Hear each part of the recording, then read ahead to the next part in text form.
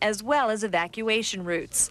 Hurricanes and heat waves would be handled here, as well as terrorist attacks. Though New York officials say their facility is not impenetrable, they're confident it could handle even the worst crisis imaginable. Deborah Fayerick for CNN, New York. The 50,000 square foot center has reinforced, bulletproof, and bomb-resistant walls, its own air supply and water tank, beds and showers, and 3 backup generators. It has countless monitors which oversee police and fire department responses, and it is staffed around the clock. Hours before the first plane would strike the World Trade Center, Building 7's alarm system would be placed on test status at 6:47 a.m. for a scheduled period of 8 hours. This normally occurs during maintenance, and any fire alarms from the building are disregarded. After the second plane strikes the South Tower, the building's power is shut off and its tenants are evacuated. The major fires in World Trade Center 7 were as follows. On the east face, between floors 11 and 12. On the north face, on floors 7 and 12.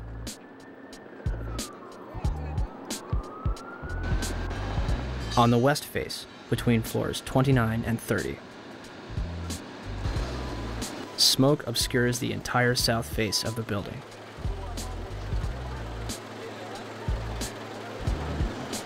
By 3 p.m., Chief Daniel Nigro of the FDNY had set up a collapse zone around Building 7. After 4 p.m., news outlets began reporting that the building had collapsed. We are getting information now that one of the other buildings, Building 7, in the World Trade Center complex is on fire and has either collapsed or is collapsing. We've got some news just coming in, actually, that the Salomon Brothers building in New York, right in the heart of Manhattan, has also collapsed. Now, more on the latest building collapse in New York. You might have heard a few moments ago I was talking about the Salomon Brothers building collapsing, and indeed it has. Apparently that's only a few hundred yards away from where the World Trade Center towers were. And it seems that this was not a result of a new attack. It was because the building had been weakened during this morning's attacks. We'll probably find out more now about that from our correspondent, Jane Stanley. Presumably there were very few people in the Salomon building when it collapsed. I mean, there were, I suppose, fears of possible further collapses around the area. That's what you would hope, because this whole downtown area behind me has been completely sealed off and evacuated, apart from the emergency workers. That was done by the mayor, Rudy Giuliani. Jane, I think many of us, when we heard the news, perhaps on the radio earlier today, were completely flabbergasted by it and just couldn't comprehend it. I mean, it almost sounded too far-fetched. I was wondering what it's felt like for you being in Manhattan. Well, unfortunately, I think we've lost the line with Jane Stanley in Manhattan. Perhaps we can rejoin her and follow that up later. Where did CNN and BBC get their information, especially considering the building was still standing directly behind their reporters? The collapse of the building at 5:20 p.m. would cause speculation as to how it fell. The collapse of the main structure takes place in approximately 6.5 seconds, and the building falls symmetrically into its own footprint, barely damaging the surrounding structures. It will create a pyroclastic cloud that mushrooms down surrounding streets. Initially, it is assumed that the building's diesel tank may have been responsible for the collapse. The Federal Emergency Management Agency's report in 2002 will state that the specifics of the fires in WTC 7 and how they caused the building to collapse remain unknown at this time. FEMA does analyze the collapse of Building 7, but then they say our best hypothesis has only a low probability of occurrence. This needs further investigation, and I certainly agree with them on that. Then NIST has handed the ball. It's kind of a hot potato. Okay, NIST, you explain the collapse of World Trade Center 7, this rapid, straight-down collapse of this 47-story skyscraper. Sadly, by this time, virtually all structural steel from Ground Zero had been recycled. and no steel was recovered from Building 7 for investigation. As of this date, NIST is still working on their final report. NIST decoupled the study of the collapse of Building 7 from the analysis of the collapse of the towers. So now it's sitting over here. The report on the collapse of Building 7 from NIST is long overdue. We're still waiting for it, hoping they have an explanation.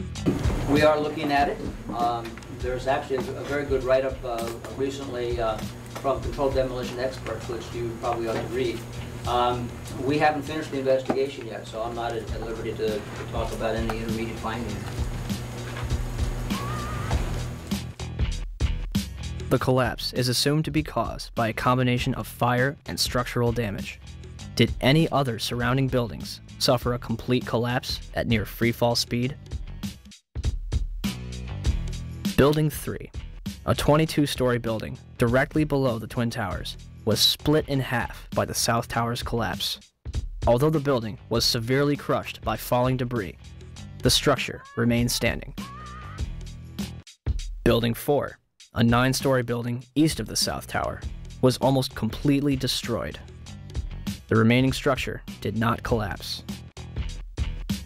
Building 5, a 9-story building east of the North Tower, suffered from severe fires and structural damage. Building 6, an 8-story building between the North Tower and Building 7, suffered a giant gouge in its roof and severe fires. Neither Building 5 or 6 suffered global collapse. Neither did the Deutsche Bank building, which stands to this day and is currently being demolished beam by beam. Neither did the Millennium Hotel across the street. Building 7 burns over a number of floors and suffers structural damage to its south face before collapsing completely to the ground. Did anything occur inside the building that might cause a collapse? We started walking down the stairs. We made it to the 8th floor. Big explosion. Flew us back into the 8th floor. And I turned to Hesh. I said, this is it. We're dead. We're not going to make it out of here. And we have Frank Uciardo back on the phone with us, Brenda, with some New York City officials. Frank, go ahead. That's right. I'm standing here right now just off Broadway by City Hall with Michael Hess, who is the city's corporation counsel. Mr. Hess, you were trapped in, I believe, 7 World Trade Center. Go ahead, sir. Yes, I was. I was up in the Emergency Management Center on the 23rd floor, and when all the power went out in the building, another gentleman and I walked down to the 8th floor where there was an explosion, and we've been trapped on the 8th floor with smoke, thick smoke all around us for about an hour and a half. But the New York Fire Department, as terrific as they are, just came and got us out. Their experience is mentioned by NIST's interim report on Building 7. However, the authors claim it is the collapse of the North Tower. The glass on the ground floor was not even blown out. Would debris and smoke rushing up the stairway be described as an explosion? So, we have a 47-story steel-framed skyscraper, which housed various government agencies and numerous important documents, damaged less than the other World Trade Center buildings. At 5:20 p.m., all structural elements inside Building 7 simultaneously fail, and it collapses symmetrically, imploding into a pile of rubble. This building had 81 columns, 24 core and 57 perimeter, running from the basement to the roof. For the building to have collapsed the way it did, all 81 of these columns had to collapse simultaneously.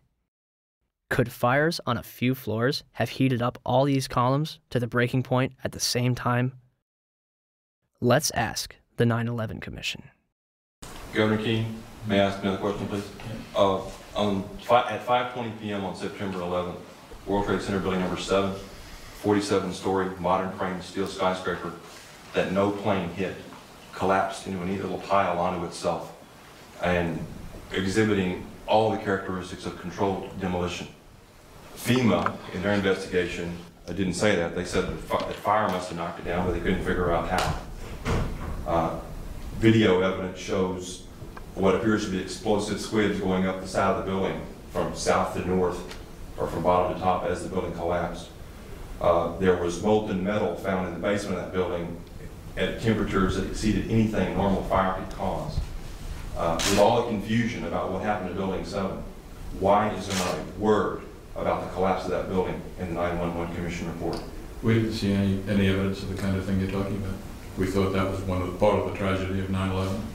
The building collapsed later on. There was not a loss of life in that building, and it was not part of our report. Not part of the report. Thank you, sir. Governor? So for the 9/11 Commission to totally ignore that, I think is unconscionable and shows that they did not do a thorough job. Did Building 7 collapse because of damage from the falling North Tower? Or was it also a controlled demolition? 27 jaar ervaring in het slopen van gebouwen met explosieven. Hij is de absolute top in Nederland. Zijn reactie op de beelden die we laten zien is onbevangen. Zie je vanaf boven gaan? Nee, je gaat vanaf onder. Die gaat vanaf onder, ja. Toch? Ja. Ze hebben gewoon kolommen weggeblazen. Er is nagesprongen.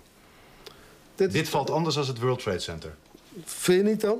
Ja, je ziet het, de onderste verdiepingen gaan eerst. Ja, en de rest zakt er gewoon in. Dus dit is controlled demolition.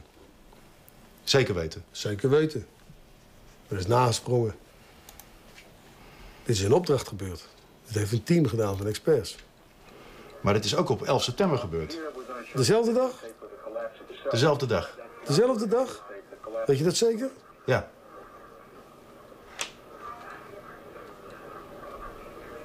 Was het zeker weten de 11e? Dat kan geen waar zijn. 7 uur nadat de World Trade Center naar beneden viel. Ja? Hebben ze hard gewerkt.